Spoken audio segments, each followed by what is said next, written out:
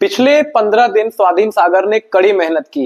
गोवर्धन को हम लोग गाजीपुर बॉर्डर से लेकर आए थे, गर्दन कटा हुआ था और लगभग लगभग 18-19 टांके लगे थे गोवर्धन को। अब पूरी तरह से ठीक हो चुका है। मिष्टी को हम लोग लेकर आए थे और मुक्ता को एक साथ कुत्तों ने काट खाया था। 33-34 घाव तो केवल इसी को थे, 12-13 घाव इसको भी थे। टांके भी लगे थे 6-6, 7-7 अलग अलग जगहों पर। और मिष्टी और मुक्ता भी अब पूरी तरह से ठीक हैं। स्वाधीन सागर ने इन तीनों गंभीर रूप से घायल गोवंशों की चिकित्सा इसी महीने की है। अगर हम 1 घंटे भी और देर से पहुंचते तो ये नहीं बचते। अब इन्हें पूरी तरह से ठीक करने के बाद हम इन तीनों को हमेशा के लिए अडॉप्ट कर रहे हैं।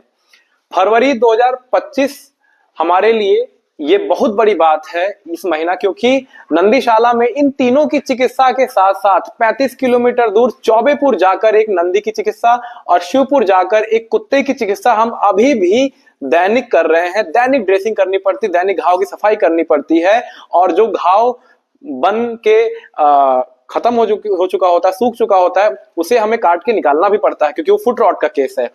अभी मतलब 5 जीवों की चिकित्सा हमने एक साथ की है और ये हमारे लिए, अपने लिए एक रिकॉर्ड है। इससे पहले हमारी ना तो इतनी क्षमता थी, ना तो इतनी ट्रेवलिंग क्षमता थी, ना तो यहाँ हमारे पास कोई ऐसा अकोमोडेशन था कि हम 3-4 जानवरों को एक साथ रख के चिकित्सा कर पाए।